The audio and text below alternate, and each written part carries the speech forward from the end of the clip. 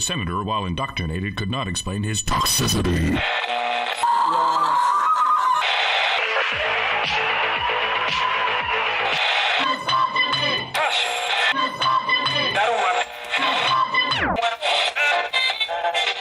You should not listen to men's rights advocates if you want to know what they have to say.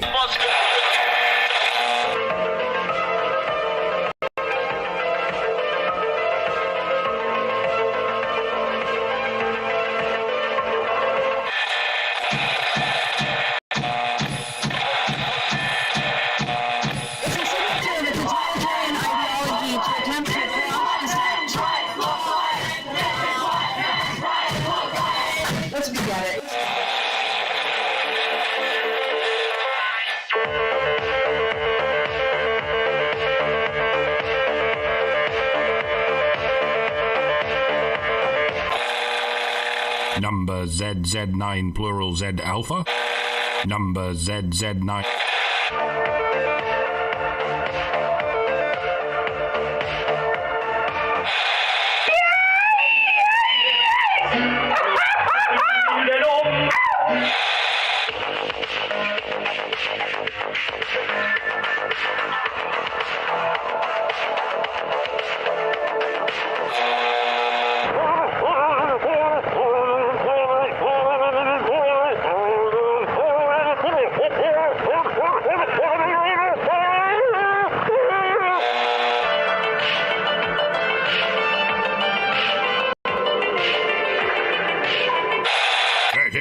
I've never seen such idiots in all my life. Listen to all this, Yeah, couldn't agree more.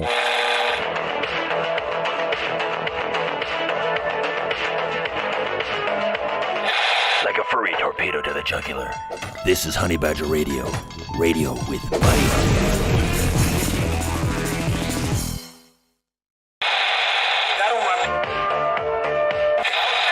But the senator, while indoctrinated, could not explain his toxicity.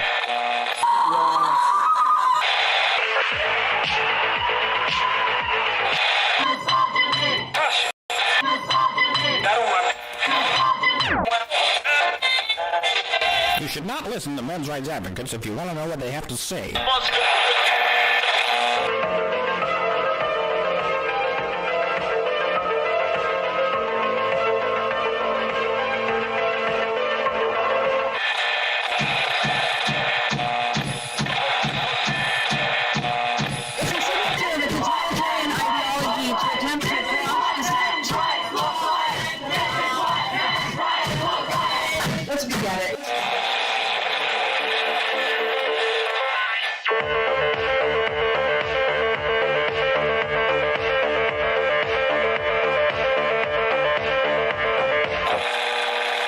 Number ZZ9 plural Z alpha.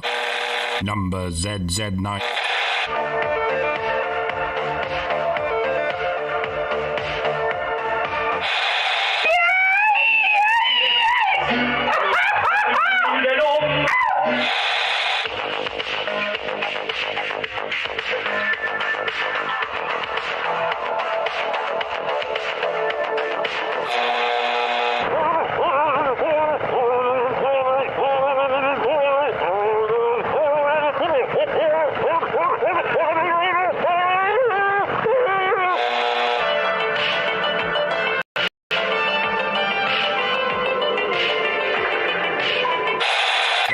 I said I've never seen such idiots in all my life.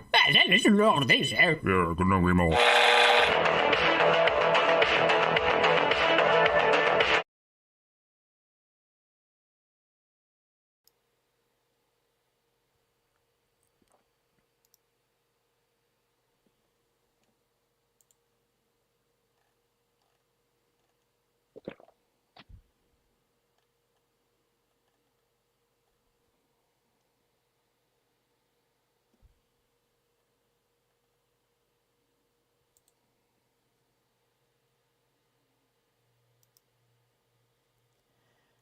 There we go. And hello and welcome to a little progress, actually.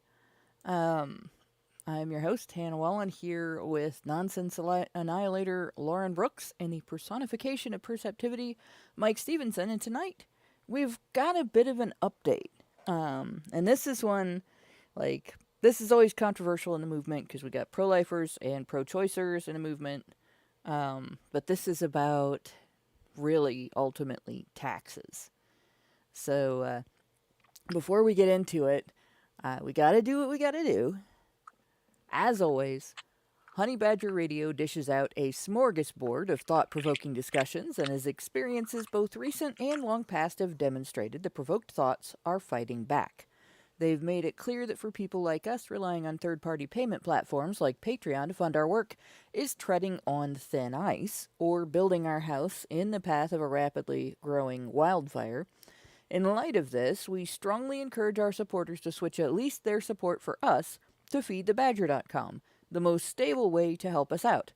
And if you want to tip us directly, instead of relying on any social media platforms tip jar, the link for that is feedthebadger.com/justtip. And as always, the same risk applies to our social media platforms, which is why you can further provoke the thought police by tracking our thought-provoking discussions on honeybadgerbrigade.com, where you can find your way to all of our content, as well as a link to feedthebadger.com in the drop-down menu at the top of the page. Now, our social media platforms is kind of an interesting phenomenon here. Everybody makes fun of, you paid for Twitter, you paid for Twitter. But I've supported Twitter since the Twitter files came out and exposed the collusion that the previous owner and administrator was engaging in with government agencies to censor speech on Twitter. And I felt that was kind of important because this is something that's actually a violation of the First Amendment for the government to pressure and collude with an organization to censor speech. It's not the same thing as a private organization just doing their thing when the FBI and the CIA and specific officials, government officials, are demanding censorship of specific people and specific political speech, and then the entity is doing it on their behalf. That is no longer the entity's freedom of speech. That is government censorship. So, I've caught a lot of flack for that, right? So an interesting thing happened this past week that kind of made it pay off in a way that was unexpected. Like I said, I'm spending about $8 a month for this. It's not I know a lot of people who spend more than that a week on coffee, so it's not a big expense, right? But I got false reported by somebody that was butthurt about something I said or did, and I don't know who. It might have actually been the individual that I was talking to in the conversation. I got false reported, and the false report was really dumb, right? The individual had told the victim of a PDF file to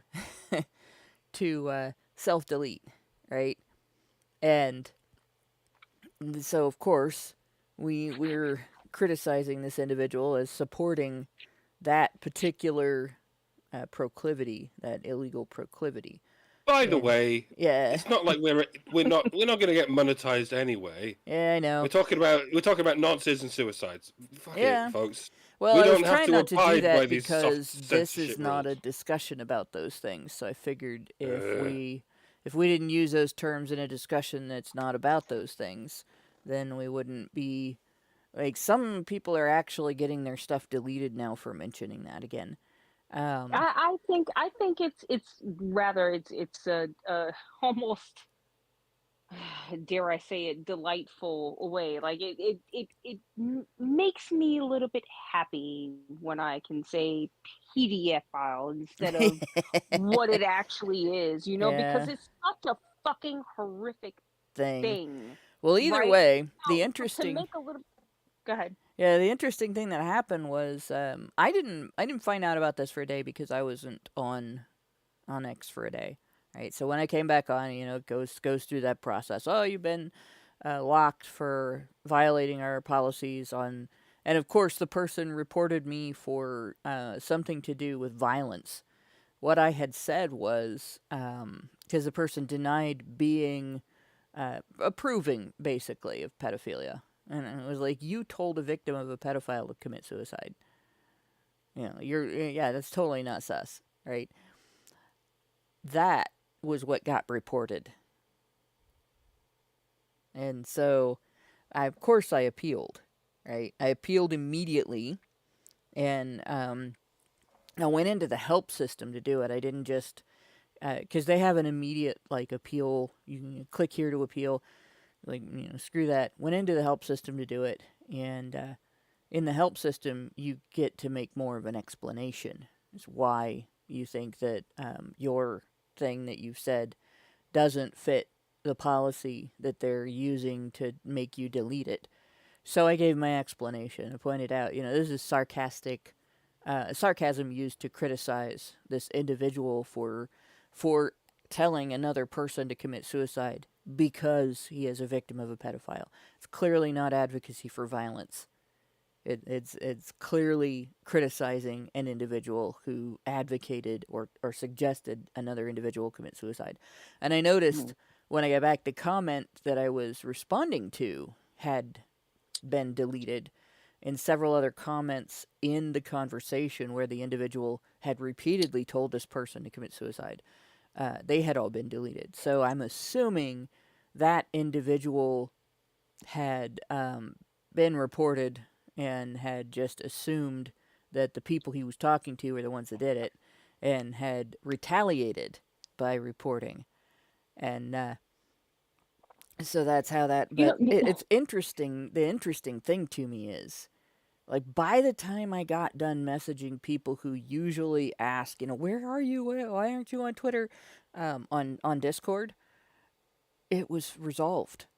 And usually, it prior to this, when I was dealing with old Twitter, that took 3 days.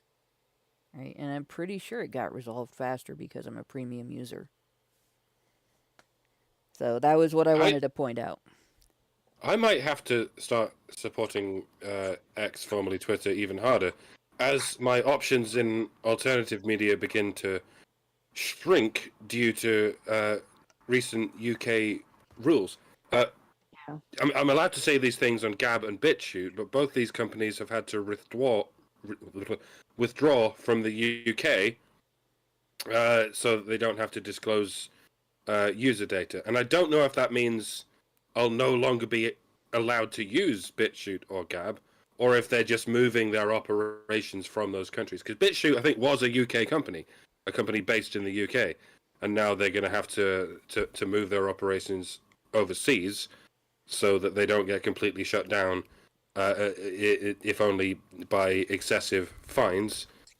But Gab's not a UK company; it's an American one. But they're still, they too are talking about having to withdraw from the UK, which I think means, but I'm not sure, I won't be able to use Gab or BitChute from the UK anymore, which would kind of suck. Yeah. But thank God we have things like X, formerly Twitter, and indeed Rumble. And YouTube, I don't know, I'm not going to thank any gods for YouTube because it's a fucking cesspit, but at least I'll still be able to use it. Shadow banned into oblivion as though I am. Ugh. Yeah, social media has become quite different.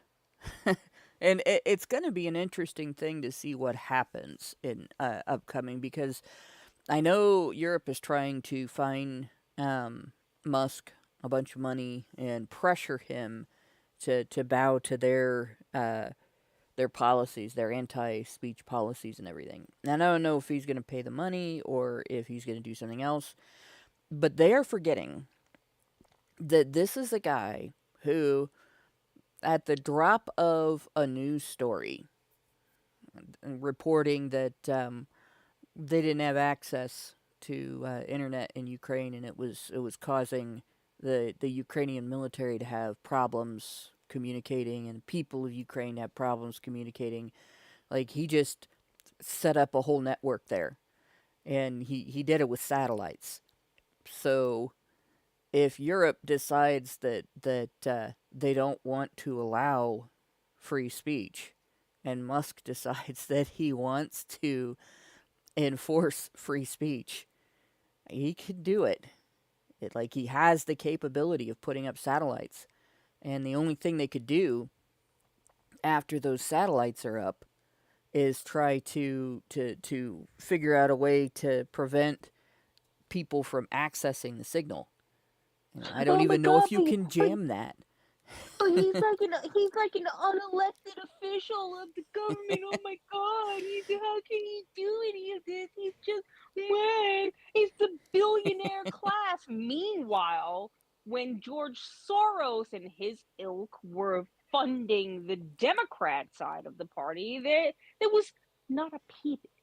You couldn't hear a mouse piss on cotton. Yeah, I would love to hear the European elite bitch and whine about a guy like Musk providing the public a means of communication that the elite cannot stifle while enslaving them.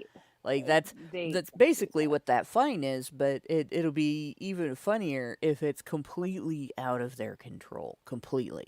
Yeah. I know that would be super expensive, and the guy is rich, but that doesn't mean he has infinite money. Right. But it would still be hilarious to see him do that.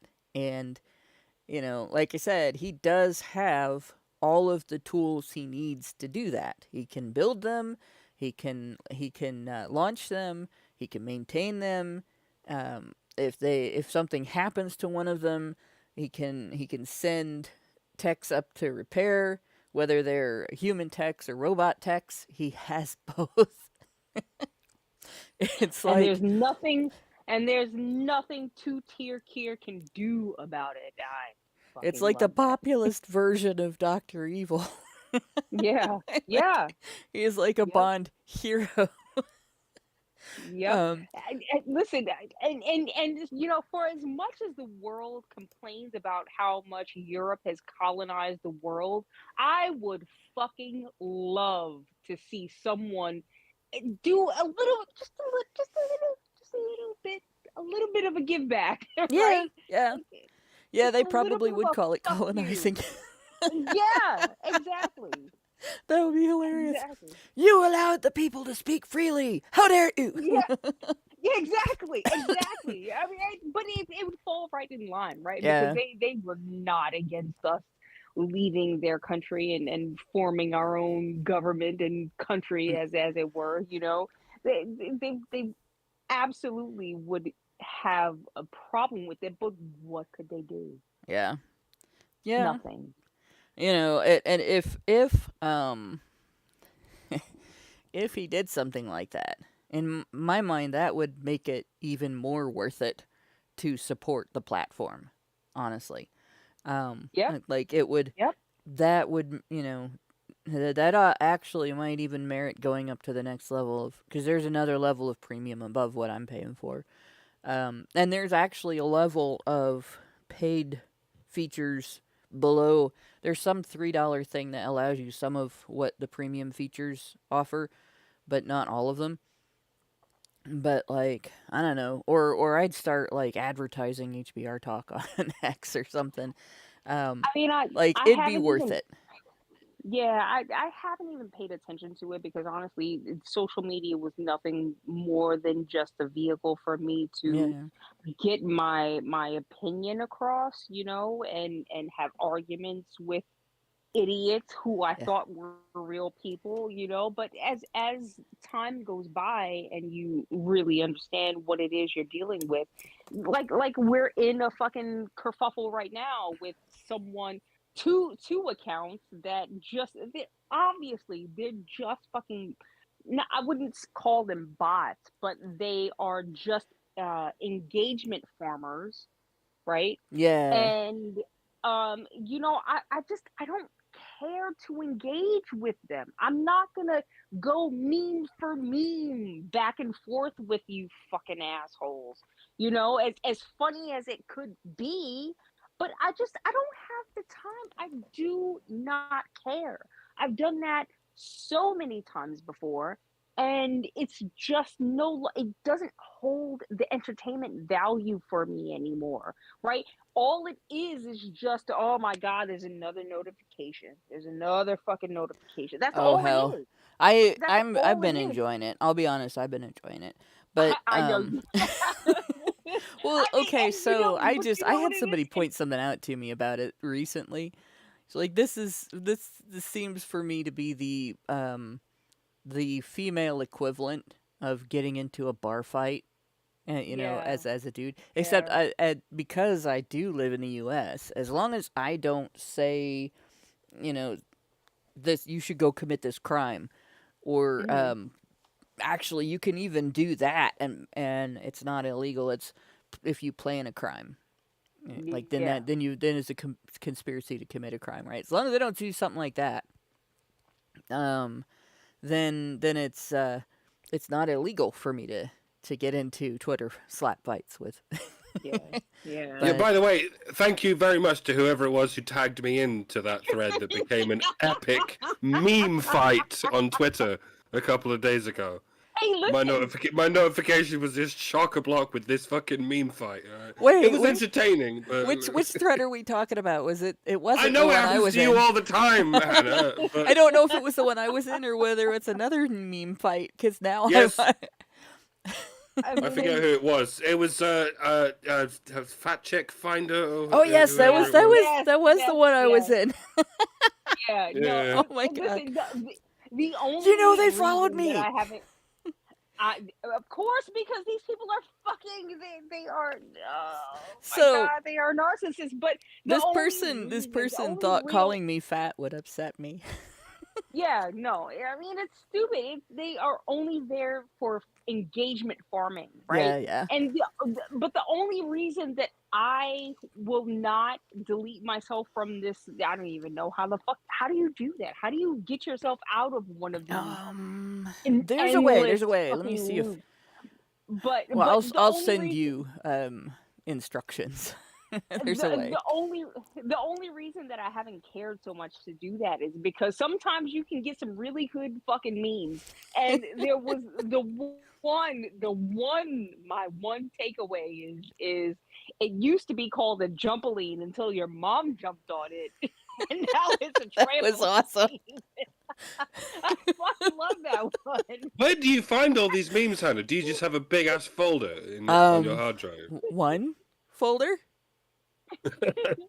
So I have a folder with folders in the folder, and also memes in the folder, and then memes in the folders in the folder, and some of those folders also have folders, and then my other devices also have folders.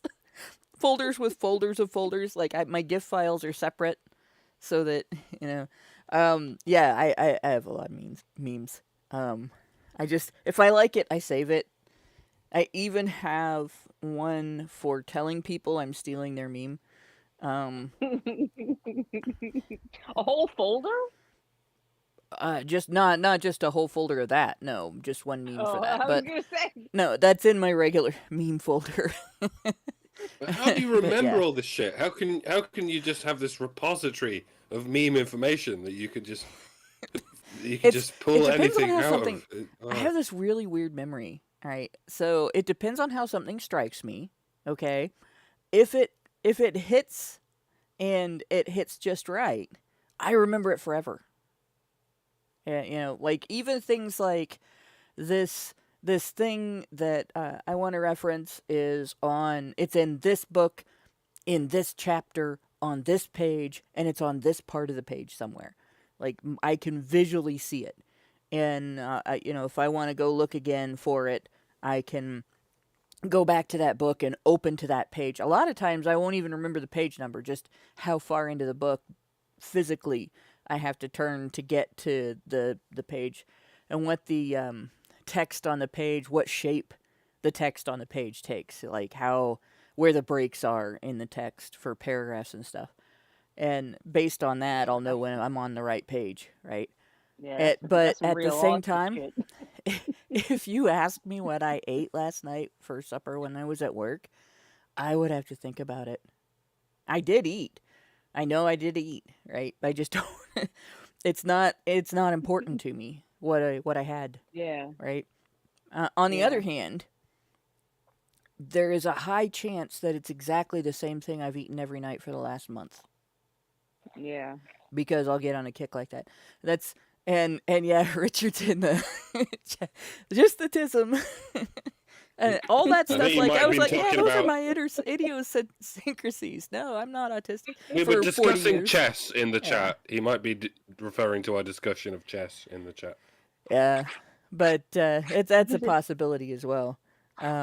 But it is funny because the more I learn about how it affects the way I think, the more I realize, like, it should have been obvious when I was younger and, could have gotten help in developing my social skills, right? Yeah, But it wasn't, I guess.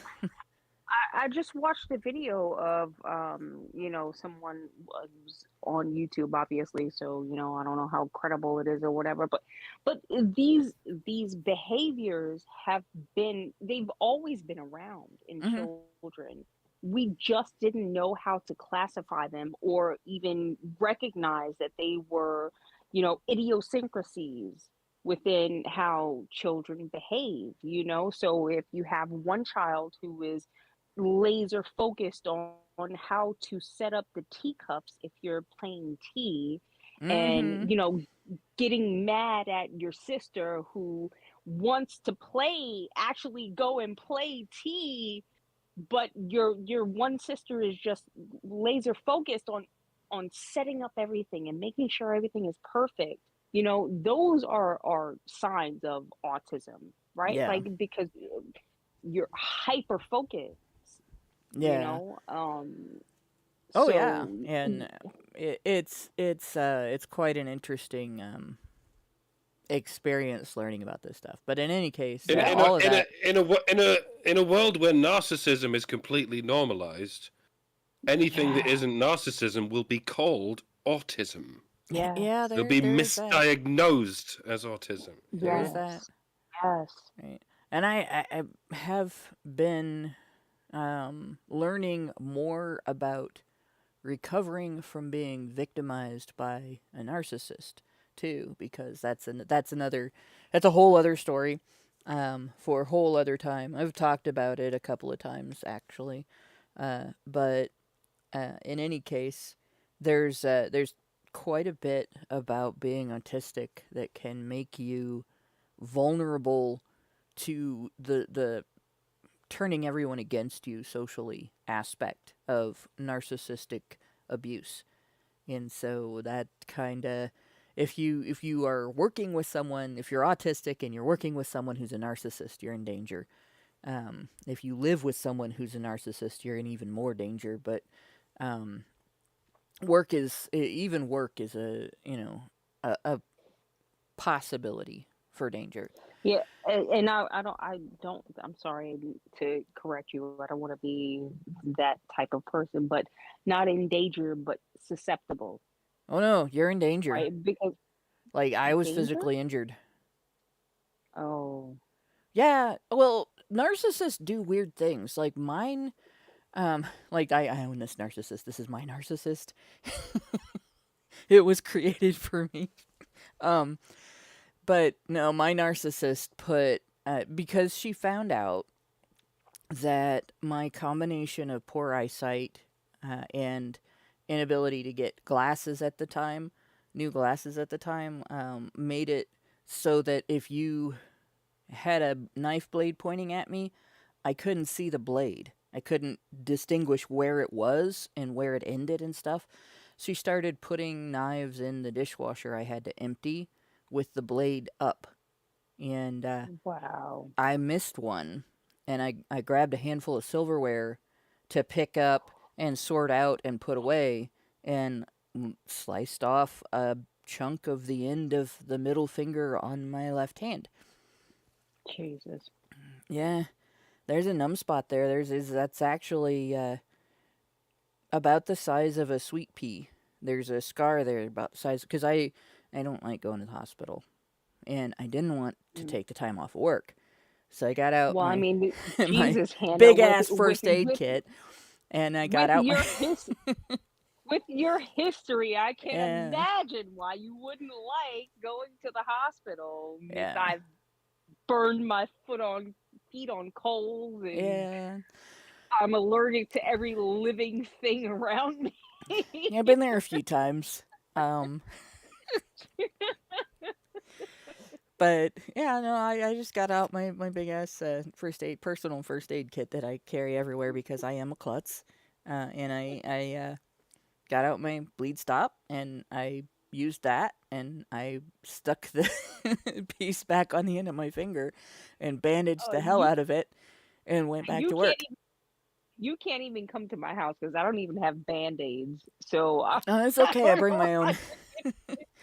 Seriously. Of course you do. My first aid kit has butterfly sutures in it. Well, you'll have to teach me how to use those, because I don't want to be in a position where I cannot administer first aid to myself. They make some really neat ones, actually. You can get them. They're not cheap, but you can get them on Amazon, where it has the whole thing is all in one unit. It's got the plastic tape and everything all attached, and it's got a couple of strings in, and you put it on, and then you pull the strings, and it tightens it. So it works the same as like the butterfly suture, butterfly. It's not a stitch. It's a Band-Aid, basically. But it sticks things together. Wait, this is on. I mean, doesn't crazy glue work? Somebody Can you has just, said, yeah. I'm gonna That's what super glue was designed for in the army originally. Yeah. But I don't even need super like glue. that. When I cut myself, There I is suck on the medical super wound glue. until it gels, because I'm a man. He's And I've a never lost a man. limb. I've never even lost a finger. I've never even passed out during the operation. Well, that's because you barely leave your house. So Well, it's because I'm careful enough not to fucking cut myself. yeah, Alright, I chat mean, said well, this is you know, going out there's on that. things that I can't even see in Restream. So I'm gonna check something here. I don't see that. Okay. No, it's not. This doesn't make any sense. That's X. Hello. Sorry, guys. This is a little bit more technical difficulties, but it's not doing. All right, if it's going out on other, somebody in Direhawk just told, or somebody from Direhawk just told me it's going out on, but it's not showing in Restream that it's going out on those things. So I don't understand what's happening here. I hate Restream. Just for the record. But all right. So anyway, we'll get away from the medical talk and everything. But yeah, those are actually really neat. You what?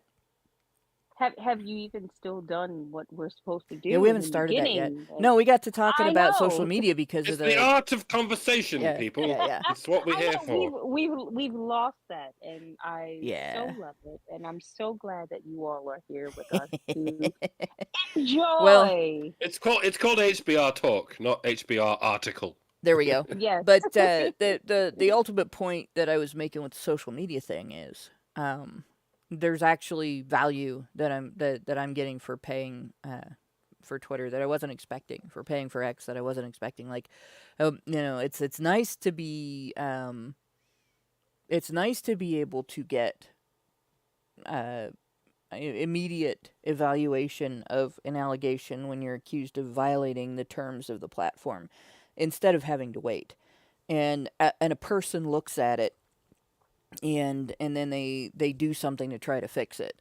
And So I was restored within minutes, and yeah, that was valuable because of that meme fight. But in any case, and yeah, if you're in a workplace with a narcissist, definitely watch your back and your fingers. And every so often you'll see me post a link on X, by the way, from a channel that talks about recovering from narcissistic abuse. The guy that runs that channel, I can't think of his name for some dumb reason right now, but he was a victim himself, and he is a trained therapist who assists other people in recovering from narcissistic abuse. So I've been watching a lot of his stuff just because that experience really threw me, and it does help to get some confirmation that the behavior that you are subjected to is not normal.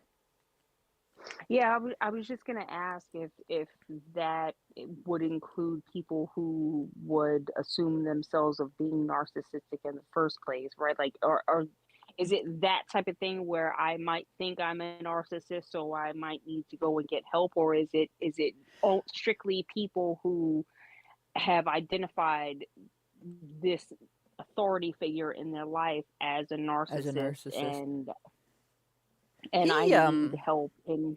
The narcissists, I if someone think, thinks of typically themselves, if someone is they're worried unable that to diagnose themselves with Yeah. with narcissism, right? They think it everyone else depends. I mean, is a narcissist.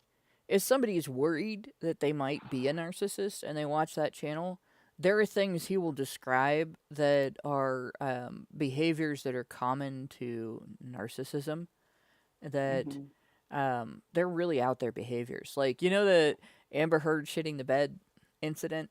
Yeah, oh, That's God, a yes. narcissistic Unfortunately. behavior. Believe it or not, that's a narcissistic behavior.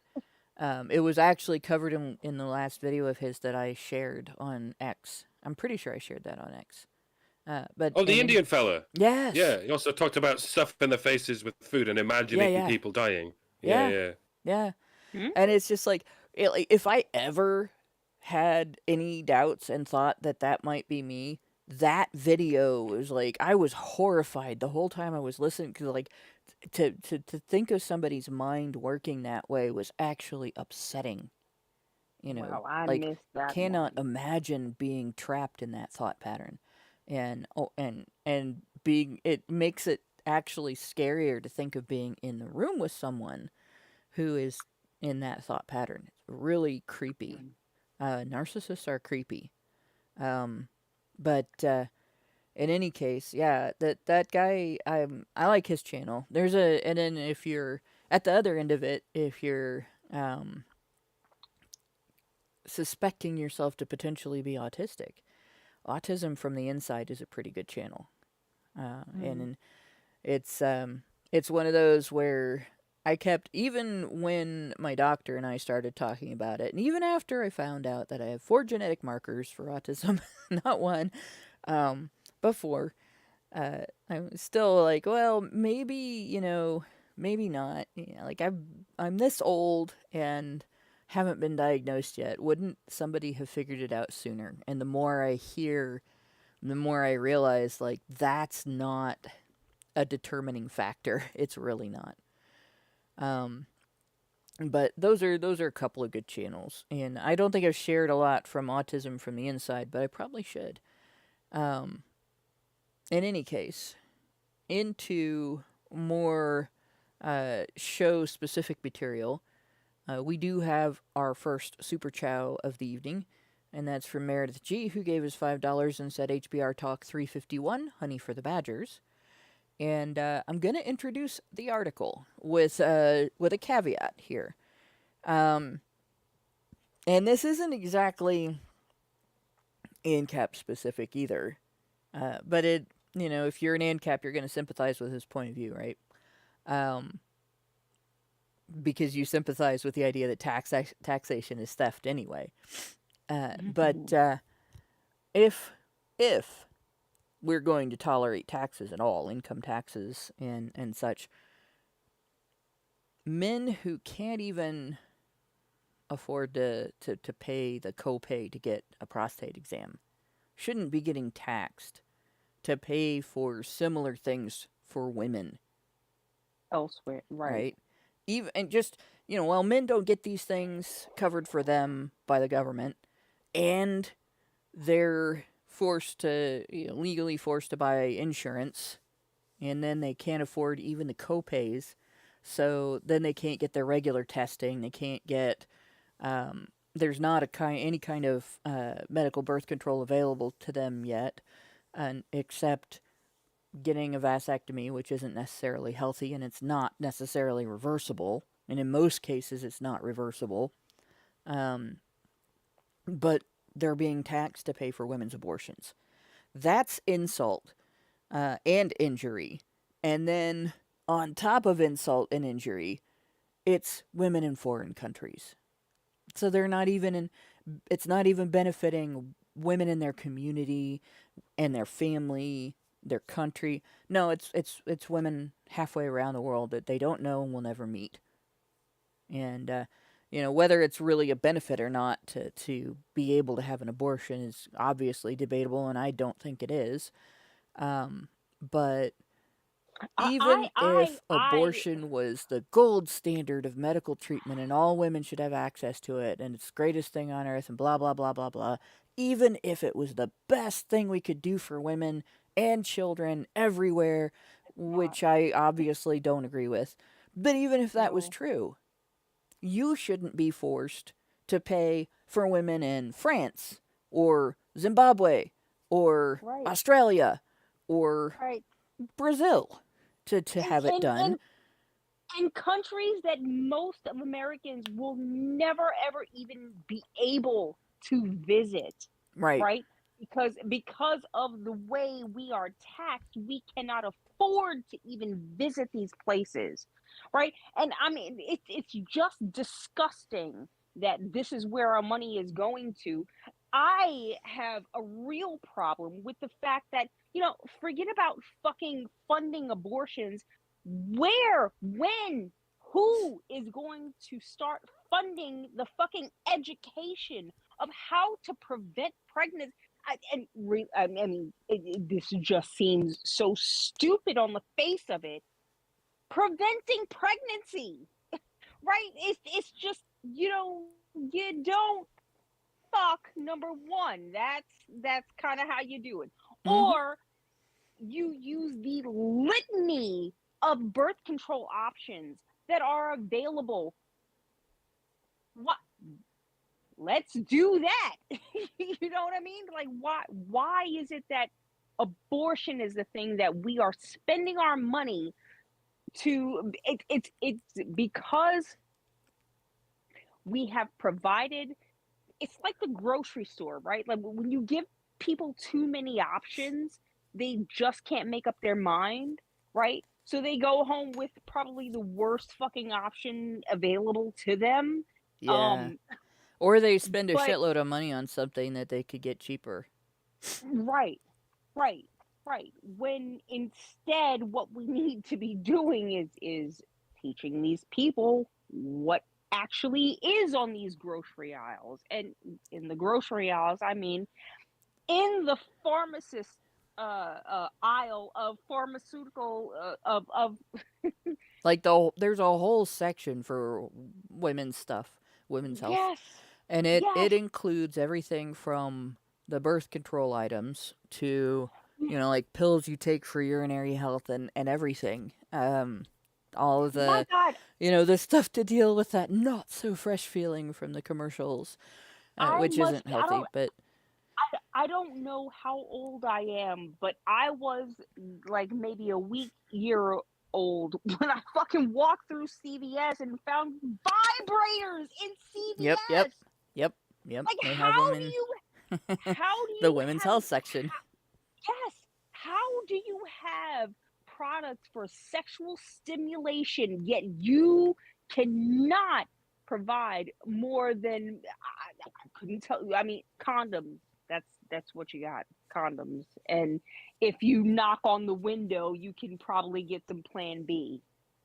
Oh yeah, at at various pharmacies, actually. In fact, when I worked at a pharmacy, they had everything from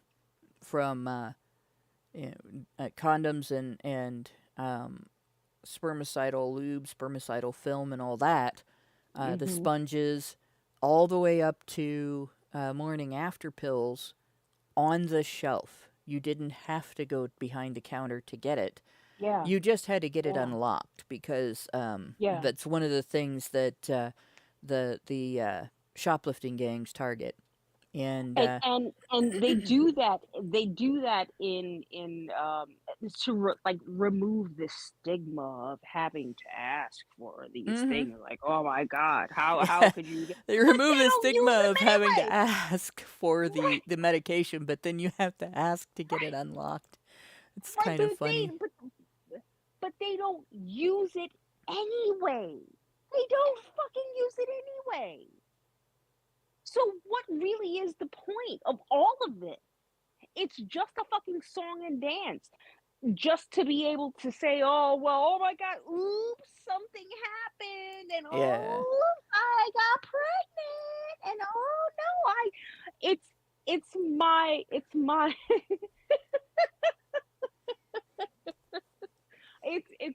I need a medical intervention for my body. It's my body.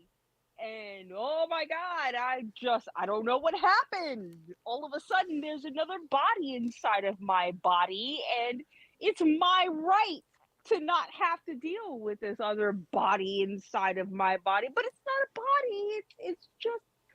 It's just whatever we can use, whatever terminology we can use to psychologically detach. Can we call it a two-body problem? Oh, Jesus Christ. Yes, thank you. Oh my God. Thank you. But yeah, it's like any term they can use to psychologically detach themselves from what is actually happening inside of their own body. Yeah. It's disgusting. It's disgusting. It's like I don't know. Yeah, it's compartmentalizing, right? So you don't think of it as meeting the criteria that it meets. You learn in health class in the United States when you are growing up. You learn that the criteria for life includes a very specific set of characteristics, and then you learn about the gestational development of a human organism, and lo and behold, from conception, from implantation, that life meets all of those criteria. Every single one of them. And we have this compartmentalization of, well, it's not alive. And you also learn that the human species is classified based on having specifically human chromosomes. And you learn that after conception, the blastocyst, which is the early stage before it becomes a zygote and a embryo or fetus and embryo and all that, it's got human chromosomes. It's got the correct number of human chromosomes. And so it is classified as the species human. But you can compartmentalize and say, well, morally, it's not a human life. Okay, where do you get that? Well, the law says it's not a human life.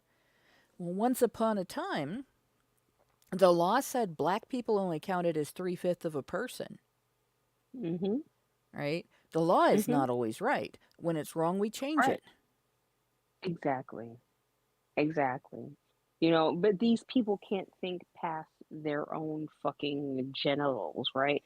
So, and I'm sure there are a gaggle of these abortion addicts And that's what I'm going to call them. They're addicted to abortion addicts Yep. who also own animals. They are guardians of cats and dogs. And well, what would you say if your cat got pregnant? And she's looking at me right now. I can't even. It's like, don't you be putting that on me, girl. I don't want it. Right, but Guarantee she's how not thrilled. how would they feel if their unspayed cat got out and just stop looking at me like that, cat? You're not getting out. They got out and happened to come home pregnant. It would be oh my gosh, this the miracle of life is happening within my very fucking field of vision. Nah, but they start looking for people to give those kittens to right away.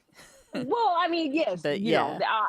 obviously that happens, but however, it doesn't stop them from awing at the miracle of life that is happening, and just completely being callous to what happens inside of a woman's body when she becomes pregnant.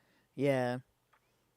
Right? Yeah, we classify stuff that is not even, it's not even a full single-celled organism as being alive, but we don't want to classify.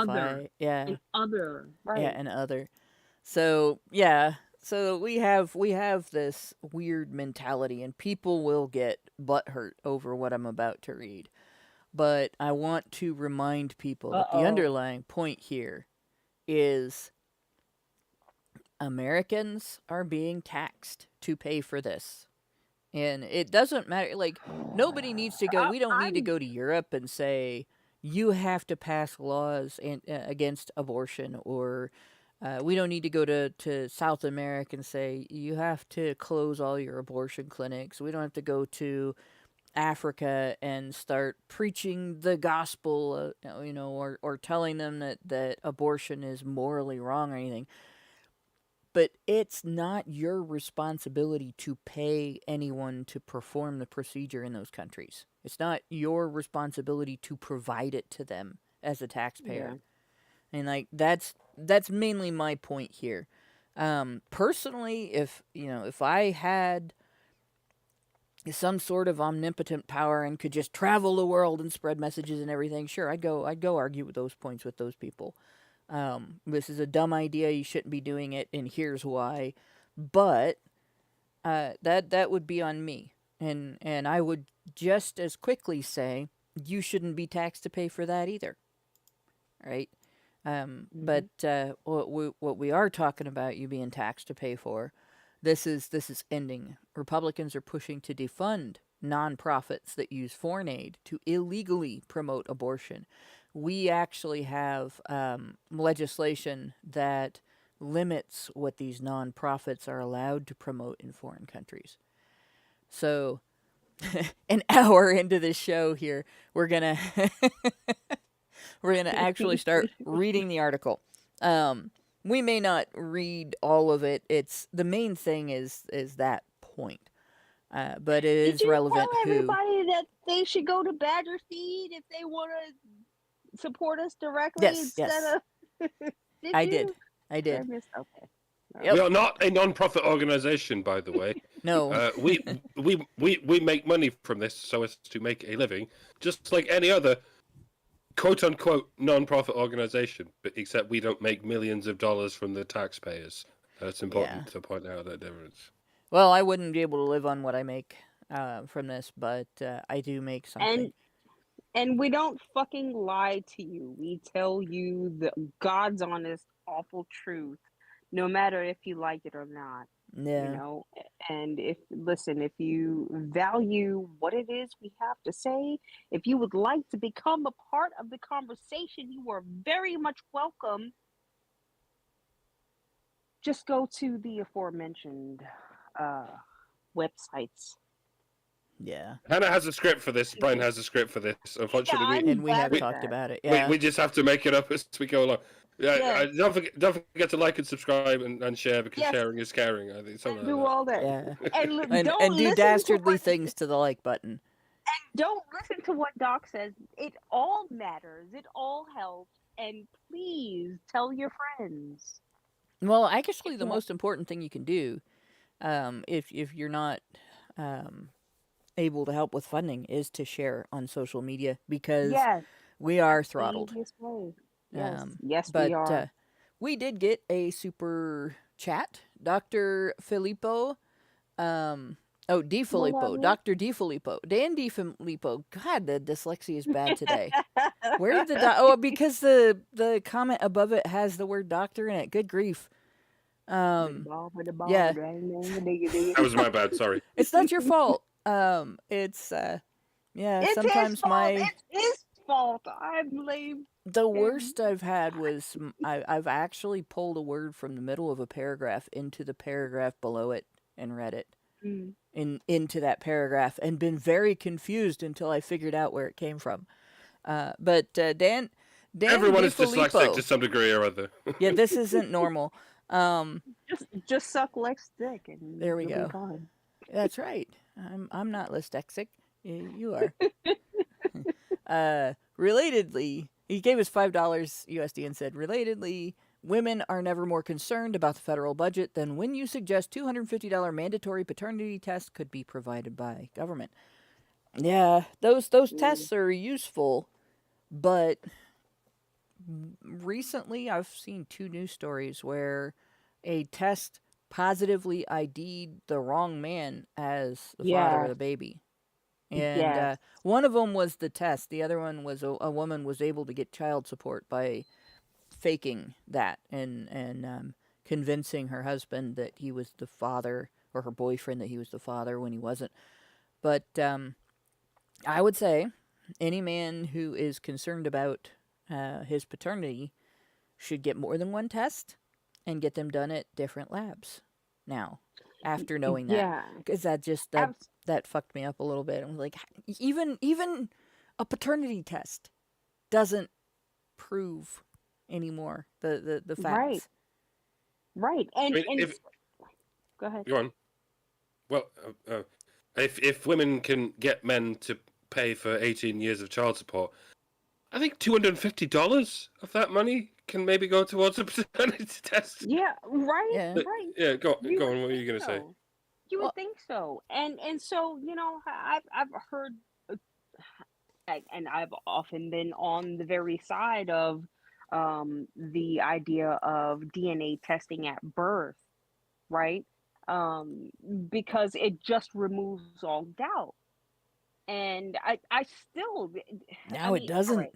That's the Yes, thing. Now it exactly. doesn't. Now it doesn't. But there is the other thing to think about, which is, well, then because these people, once you give them your DNA, anyone who's done DNA testing, right, just to see what their bloodline is, they tell you in the paperwork that you sign that they now own your DNA, right? Like they own it. They own that which you give them. So it's got to be rewritten, just like we need a fucking law. We need a set of laws for the internet, right? Like it's long overdue. Yeah. And Well, here's how that works, right?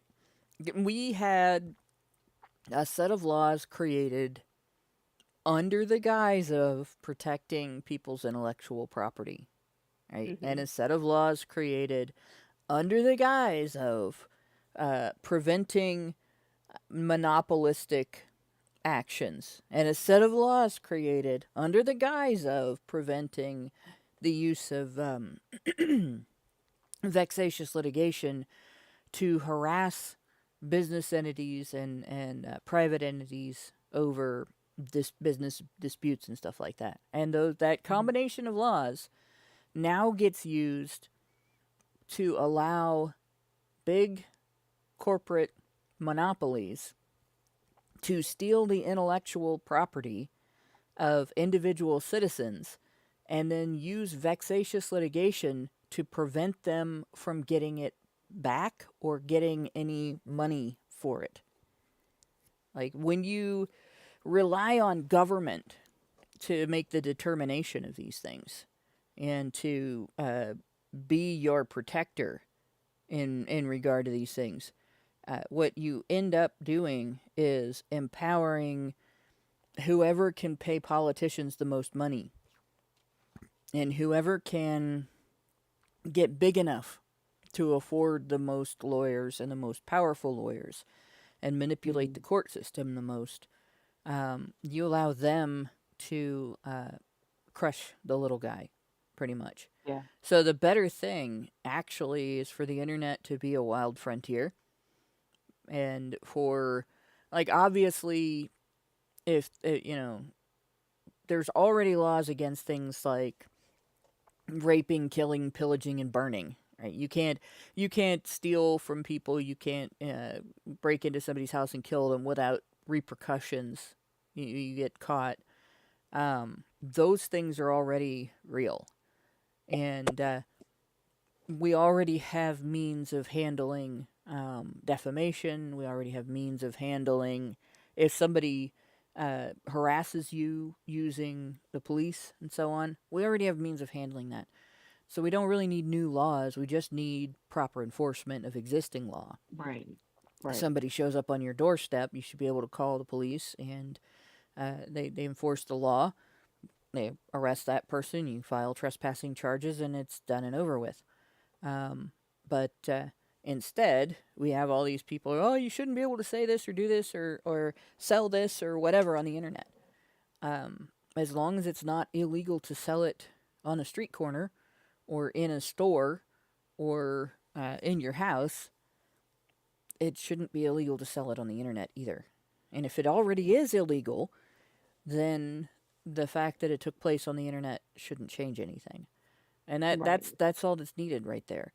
And with regard to DNA testing and everything, intellectual property laws existing already are the problem. You can't copyright something if copyright doesn't exist. Mm-hmm. Right? You can't steal somebody's health information if you don't have the government to back you in denying them a right to copy it and keep their own copy. So honestly, I think that less law rather than more law is needed here. And the only thing that really should exist in this area is the DNA sequencing I had done was not through 23andMe and stuff like that. It was through a company called Sequencing, which you can get 23andMe family stuff through them. I didn't go and do that. I went the healthcare end of it, and they have to abide by HIPAA laws. So if, for instance, somebody is looking for their ancestry, my results don't come up on their search. So I'm not going to have some stranger approach me and be like, hey, I'm your second cousin twice removed from the such and such, because they won't get my information. And I wanted that privacy because that's my information. It doesn't belong to everybody else. I'm fine with the fact that genealogy is public.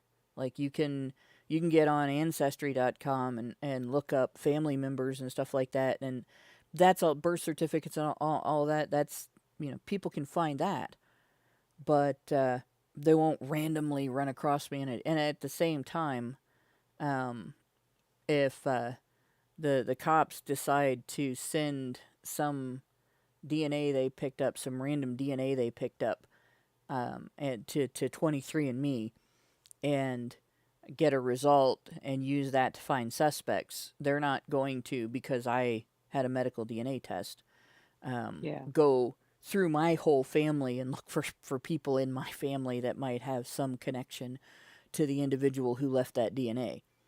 And that was a worry for me, because we've done reports on stories where people have been wrongly accused because their DNA was this much or that much of a match, and it turns out that not only did they not commit the crime, but the person who did wasn't even part of their immediate family.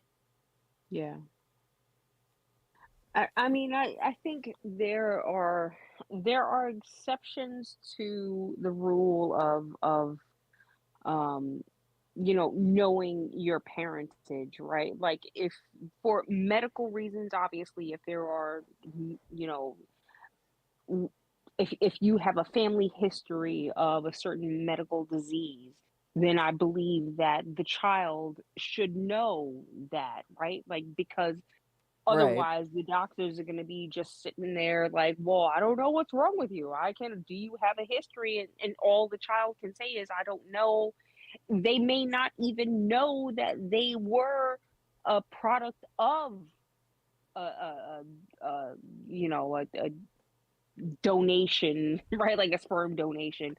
Yeah. Um, Well, and it's a good the, example for you, even if you don't have a known family history of something. I had the way the insurance companies handle diagnoses like Ehlers-Danlos, for instance.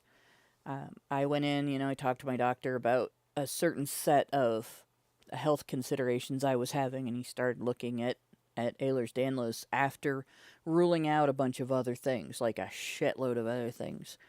And so then I go to this genetic counselor, and I have to go to the genetic counselor because my insurance company will not pay for genetic testing unless the genetic counselor agrees that I need tested for that one specific disorder.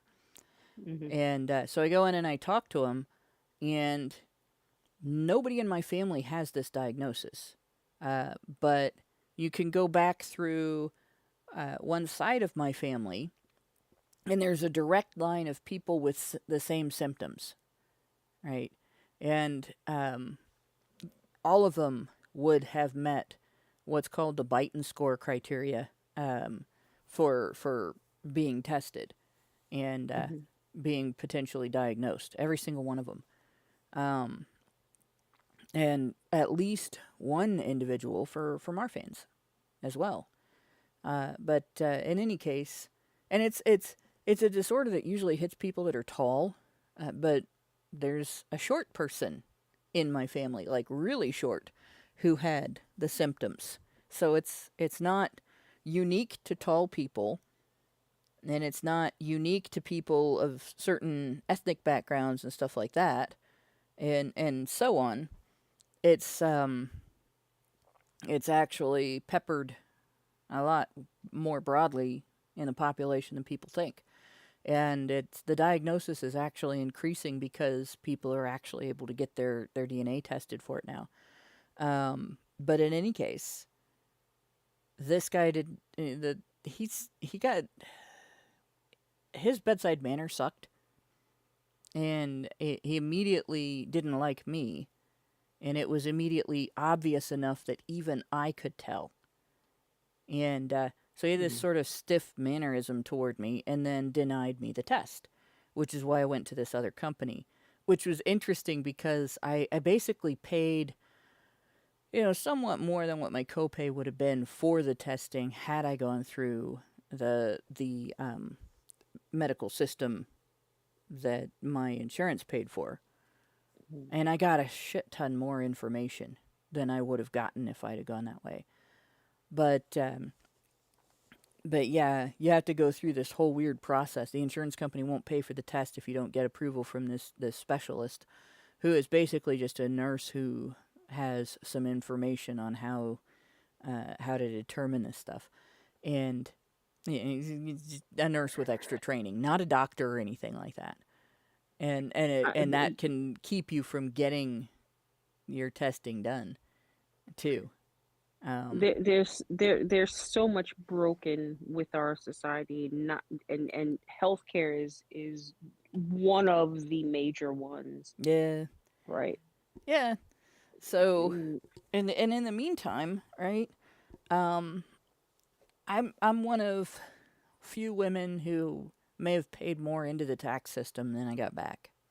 Yeah. You know, because I've been the breadwinner in our family for many years because of the government taking most of my husband's money and giving it away, right?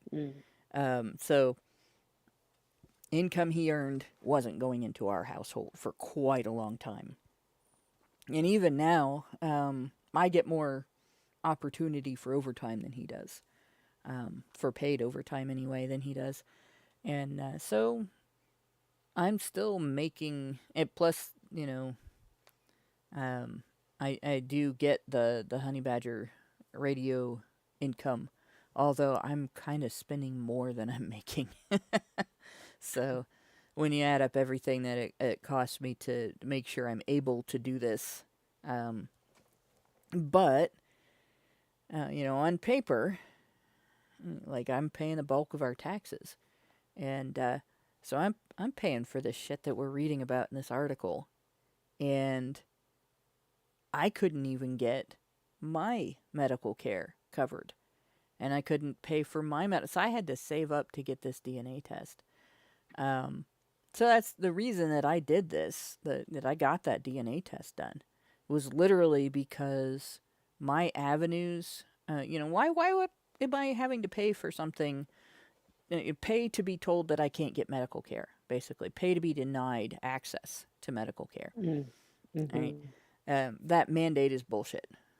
And if that mandate didn't exist, you know, maybe I wouldn't have medical insurance. But at the other end of it, you know, maybe I'd have been able to put more money into medical savings, which has worked out way better for me because there isn't an entity that I have to go through that says, well, you personally don't need this health care, and therefore we're not going to pay for it. And I've had that a bunch of times. My family history includes colon cancer, and I've almost aged out of the danger zone for women in my family, which is a weird thing to say at 50, 52. But I mean, you should have been dead 30 years ago, right? Right. But So nothing even matters anymore. You're a fucking goddess, Hannah. Technically. Yeah. Yeah, technically I'm immortal so far. Right? So far. But in my family, the youngest person that I knew personally that had it died when she was 28. And that's what happens to the women. Like the men don't get hit with it till they're over 50. The women usually get hit with it before they're 50. And my grandma on my dad's side passed away at 49. So I'm older than she ever got to be.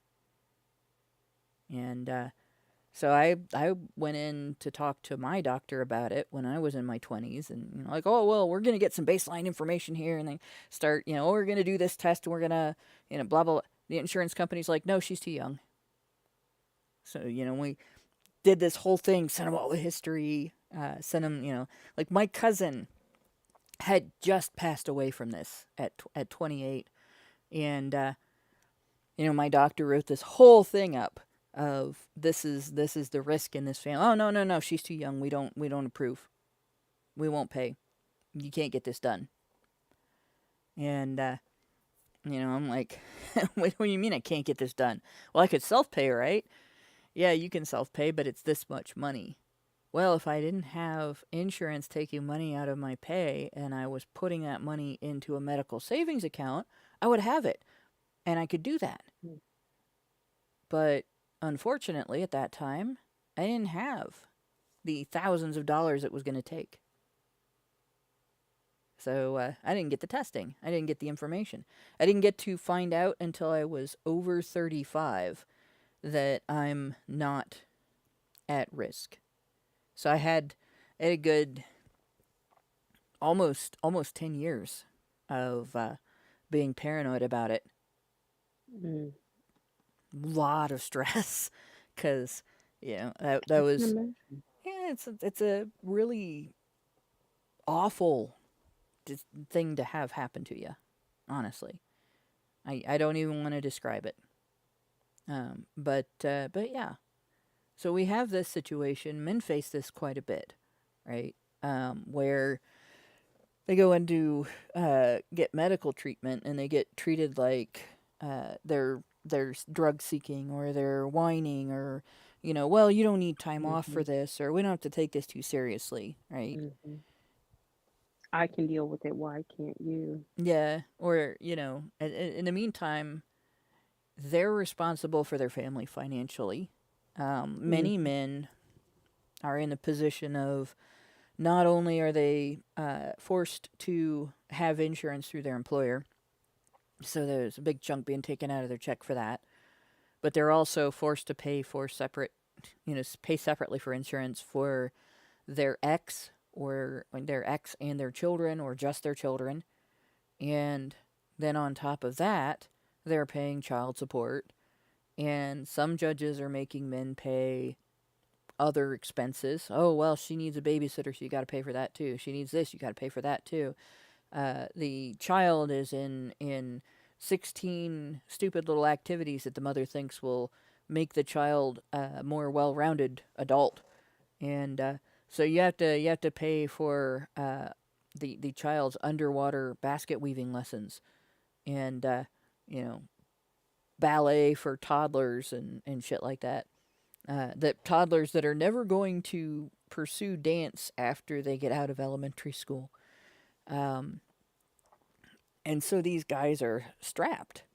And then the doctor says, well, it's about time you get a baseline in your testing for this disorder or that event that happens in men's lives on a regular basis, like colon cancer testing, or prostate exams, or any little thing that gets monitored.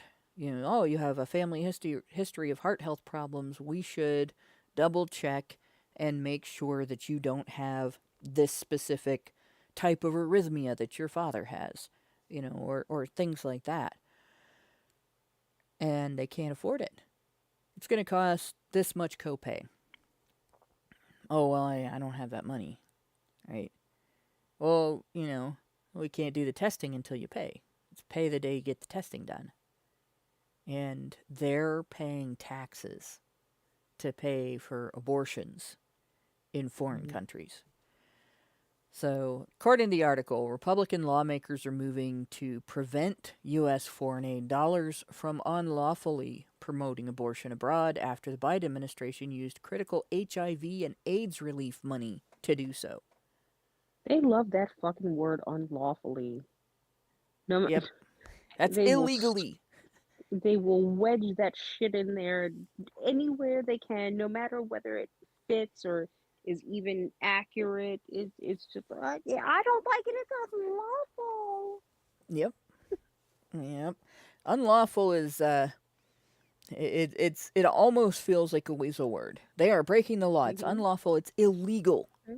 It's violation. Yeah. Right. And so what do we have going on here? We're supporting initiatives to reduce HIV and AIDS worldwide. So that, it came to the United States via travelers from foreign countries. There's actually a reason why we want to reduce it worldwide. Reducing it worldwide will reduce it here. And it'll reduce the chances of it coming back once it gets down to, a point where it's rare or eliminated. They're taking money away from that and using it for abortion, which does absolutely nothing to reduce transmission, right? Maybe a child won't be born with it, but the adult that infected the child with it, the fetus with it, still has it and is still having sex. So Senator Mike Lee from Utah and Representative Warren Davidson from Ohio both Republicans, are introducing legislation in each chamber, the Aid Accountability Act of 2025, to create harsh penalties for NGOs and federal employees who violate the Helms Amendment, a 1973 law banning foreign assistance money from going towards abortion, the National Review has learned. So this will basically prevent you from being taxed to pay for abortion, regardless of what the NGO's platform is. They can say anything from, we go into foreign countries and help with family planning, which is an umbrella abortion would fall under, to we go into foreign countries and help with crime prevention, which is an umbrella that you'd have to stretch pretty big to get abortion under it. They still are not allowed to use your money to abort children in other countries. Mm-hmm. It is illegal and immoral for the U.S. government to fund abortion abroad. Federal funding for groups that promote abortion damages our credibility and hurts our ability to work with nations that share pro-life values, Davidson said in a statement to National Review. And an interesting thing, historically, nations that are predominantly Catholic, for instance, don't get along with the idea of having abortion paid for in their countries. Now, historically, nations that are predominantly Catholic don't like us sending them birth control pills either, or condoms or anything like that. And I guess the messaging is changing in the Catholic Church now, and it's going through a evolution in regard to that stuff. But, that may not be permanent.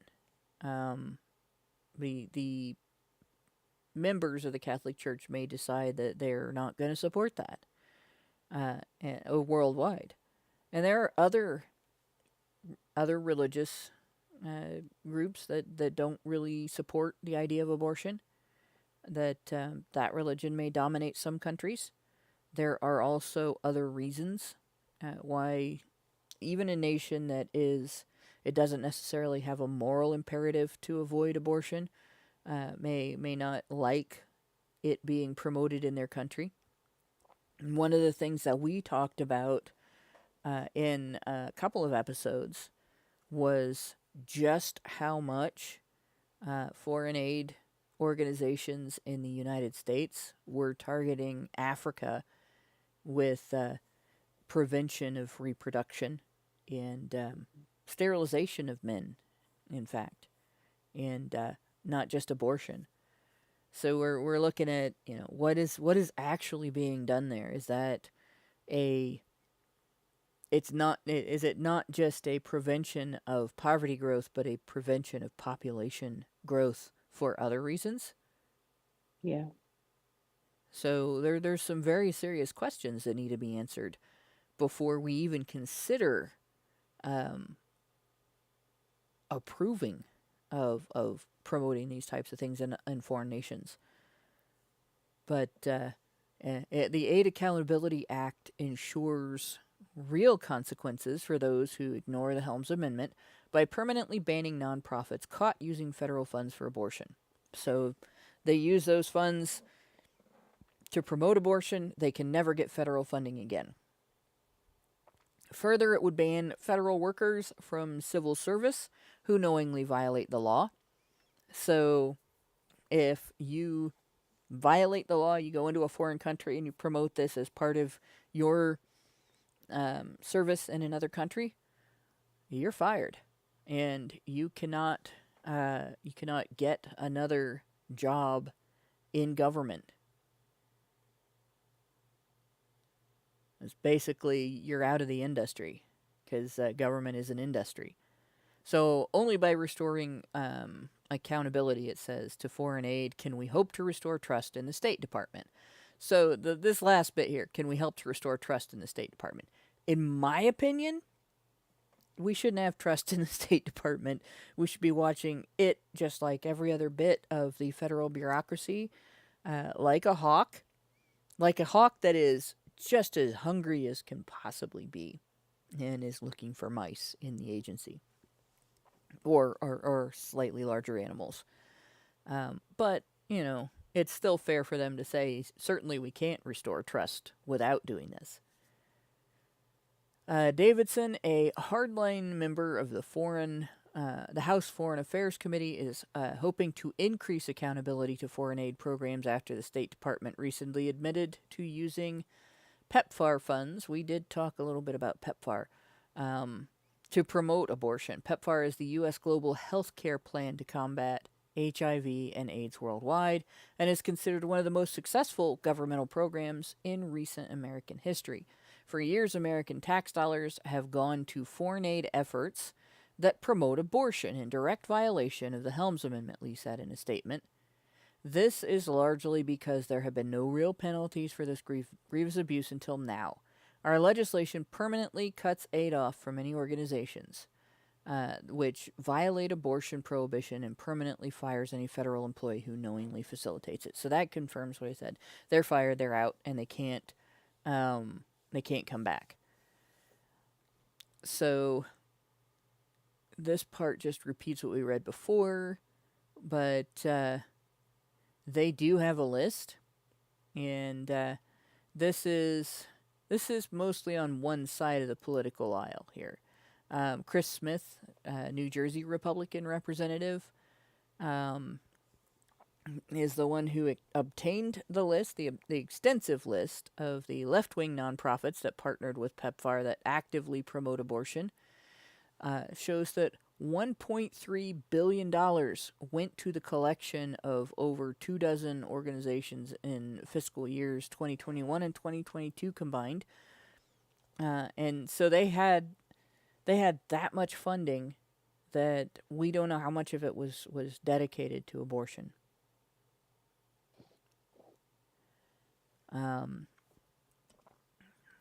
Then, let's see. Of course, the alarm was raised by pro-life organizations. Here we have confirmation of the earlier statement about this actually affects our foreign relations. African lawmakers and religious leaders have criticized the U.S. for attempting to weaponize PEPFAR funding to advance pro-abortion agenda on foreign countries with different sets of values. This is something that I had been kind of unaware of until social media spread around the world. And when I started getting more and more connections in Africa and listening to what they had to say, abortion is really kind of a foreign idea to them. This isn't something that, you know, the African women were just clamoring for the right to kill their babies before they were born, and American heroes came in and saved the day. Like, we're not Mighty Mouse. In fact, this was a horror that has been visited upon communities that are often deeply religious, not necessarily always Christian, but some of them are. Some of them are Muslim. Some of them are older to the area religions that didn't come in and evangelize them to one or another of the Abrahamic religions that are starting to dominate the continent now. And in even their older cultures, abortion wasn't something that they would have said, hey, yeah, we desperately want to be able to do this. We just need you to come in here and provide us with the means. Instead, it's the kind of thing that you're like, it's just like the, what Thomas Paine wrote. I can't think of what it was called. Modest Proposal. It's like the proposal that you eat your children to avoid starvation and a famine. It's just as much of a taboo violation for some of the people that it's been visited upon. And so they were not happy to be receiving this, and they were not happy to see their children talked into it as they got into their reproductive years. They were not happy to see their friends and family buying into these ideas. Instead, they were horrified that this was spreading around their country. And so it's actually been considered to be a moral corruption inflicted instead of a rescue from problems they were having. Richard Bier gave us $5 and said something to look into is just what kind of mineral resources in demand happen to be prevalent in the areas where these sterilizations campaigns are being pushed. Unrelated, erectile dysfunction can be treated with diet and exercise. The hardest part is getting the wife to diet and exercise. Yeah, that's true. But yeah, that is a good point. Are these organizations going in there and reducing the population growth of certain areas where mineral resources are in demand, and then paving the way for American businesses to go in and say, well, we'll harvest those for you and sell those for you for a fee. Right? We get a little off the top, 90%. Because that is definitely exploitation. And it would add that on top of... I mean, when you sterilize a group of people based on their national their national origin, that would be considered a genocide, right? When you go in and you say, we're gonna prevent this population from being able to reproduce and grow. We're gonna interfere with their natural progress. That's a quiet genocide, right? You're not actively rounding them up into camps. You're just keeping them from reproducing.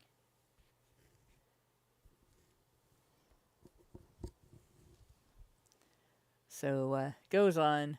We ask that PEPFAR remain true to its original mission and respect our norms, traditions, and values. In other words, yeah, we don't want people to die from AIDS. We don't want you to start promoting abortion here. We ask that those partner organizations with whom the U.S. government partners to implement PEPFAR programs in ways that are cognizant and respectful of our beliefs and not cross over into promoting divisive ideas and practices that are not consistent with those of Africa. The African leaders wrote in a June 2023 letter to Congress. They want help preventing and treating HIV and AIDS. They don't want abortion. So it's not even that we are helping promote abortion. We're inflicting it on them against their will. Kind of like circumcision, eh? Yeah. Yep, exactly like circumcision, actually. We're inflicting things on these foreign countries at the expense of men that are abuses of the people of that nation. And in the case of circumcision, it disproportionately affects men. They're not doing it to girls. They're not promoting doing it to girls. They're promoting doing it to boys, right? And abortion also affects men. Men who want to be fathers and expect to be fathers are losing their children to this. So this article is from a couple of weeks ago. I identified it shortly before the last couple of episodes. And I'm still watching to see, what if further action has been taken on this initiative. But I'll keep you guys up to date if they pass this and when it's going to go into law and when it's going to go into effect and stuff, what the votes are. But yeah, this is insane that we're doing this, that we're being taxed for this, and it's illegal already. It's just not enforced. So what Republicans are basically doing is saying, we have this 1973 law that says you can't do this. This is being done against the will of the nations that it's being done in. It is interfering with our foreign relations. We're going to create a pathway for enforcement in order to stop these problems.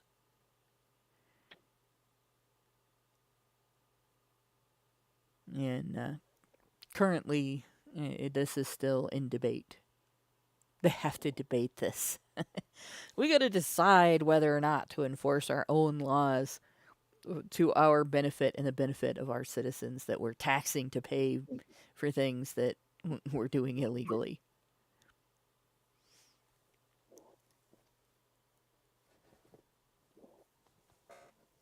And that is the article.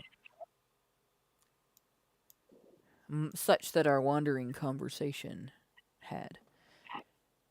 Any thoughts?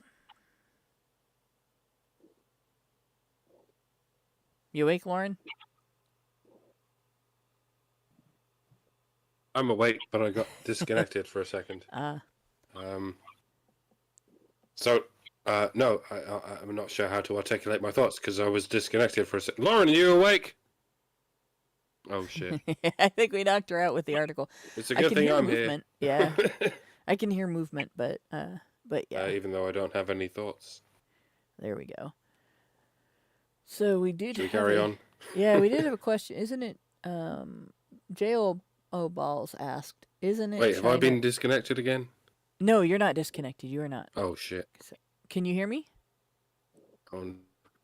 I think Mike can't hear me, but I can hear him. Let me type that into our chat. Okay. Yeah, no, I can hear you. Hear me? Okay. Good. No, it's getting spotty.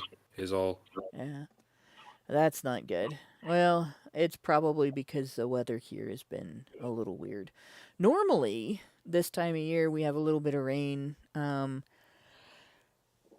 we get a lot of rain in April, but it's not usually this cold. And we've had, like, a lot of electrical storms and flooding because of the weird weather that we had this year. This is one of those years in the dueling cycles that happen. We have the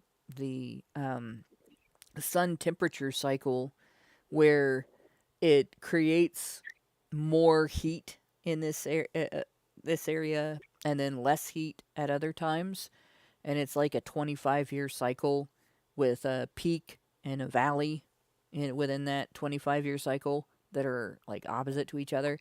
And then there's, I think, the 9-year cycles for El Nino and La Nina that also affect our weather. And when those sync up in particular ways, you get years where the weather is particularly unusual. And I think this is one of those years. It's been one of those years. And I think sometimes that can have an effect. So, because our internet's been really weird this year. Like, we've had good service. This is one of the things, actually, that I spend I'm the in money Scotland on right from now, HBR Talk. Over here, Over there, the weather is apparently killing Mike's microphone. Crap. Well, I'm currently in Scotland. Yeah. The weather is as cold as it normally is in Scotland, but only April sort of weather. And I don't know if you can hear anything I'm saying right now. I can hear you. You got cut off there for a minute, though. Yeah, that's apparently going to happen. Not just because I'm in Scotland, but because I'm in a utility room that's located some 15 meters from the router. Yeah, that'll do it too. If you're which far away normally from isn't the a problem, router, but I can't. But apparently, it is. It is right now. But I have to be here so that my parents. Yeah, Scotland for the past 2.5 weeks, folks. In case you didn't know, that's why things have been a bit different. I have to do this from the utility room, so in these witching hours in which I do these things. Yeah. Otherwise, you'd keep the whole house awake. Now, for me, it's not that bad. I hope any of you heard anything I just said. Yeah, we heard you. We heard you. But yes. Yeah, for me, it's not that bad. Usually, I'm actually just a few feet away from the router, and I'm paying for the business level of both the wired internet and wireless. Just because the laptop I use Wi-Fi instead of using a cord. Despite the advice I've had from everybody, I still haven't wired it. And so we're paying for a larger service, basically, and it seems to have, for the most part, over the last 5 years, it seems to have been very beneficial. But occasionally we get interruptions because of the weather, and I'm fortunate where, there are service towers and stuff around here, because a lot of the same towers are serving base housing and stuff like that, especially the cell phone towers and the power lines and stuff. We don't usually go down for very long. Where I am, we have really good service, but yeah, definitely have had quite a bit of benefit from that. But I have noticed that when we have had problems, like when I have problems, it's usually weather related, and it's usually like I'll hear about there having been some sort of solar event, or there's been some sort of an electrical event, and that seems to be the issue. So, in any case, I think we have pretty much covered the main thing that I wanted to get across here. Is we are starting to, because of the work that Doge has been doing, we are starting to see some accountability in terms of not only are fraudulent things being shut down, but also enforcement, at least proposals for enforcement of existing laws that are currently being violated by these NGOs. And I think that's a very important thing, simply because they have been for years. Like we noted in previous episodes, some of these have been in operation for 50 years. So for half a century, they've been taking your money and your parents' money, your family members' money, your friends' money, your boss's money, like a huge amount out of the American economy, really, and spending it on whatever they see fit, with very little accountability, very few questions asked. There have been some things come out recently, some highlights come out recently, where people have gotten funding for initiatives that didn't even exist. Oh, we're going to do this, and then they just keep the money. Right? Now, there was one I just shared a news story of last night, a woman who claimed she was going to be helping the children of soldiers do something called targeted learning or deliberate learning or willful learning or something like that, where the description is basically that they are doing sort of a self-guided, I'm learning this because I want to learn this, and I'm learning it on purpose, and it's my idea and my decision. And the whole thing just didn't exist. She just took the money and kept it. There was no program, there were no employees, there were no children help, there was nothing. Just huge amount of money that she got, right? And so that accountability is really important, because even if it's stuff that we approve of spending money on, which I don't necessarily think the federal government should be involved in any of that, but even if we were like, yeah, this is a great program, we think that the federal government should be funding this, and we're gonna support that, it's not always true. It's not always real. Quite frequently, they're just scamming the shit out of people. So, we have finished our super chats. We have finished our super chows. We don't have any Rumble rants. So with that, I will say thanks, guys, for going over this article with me and the long and wandering discussion around it.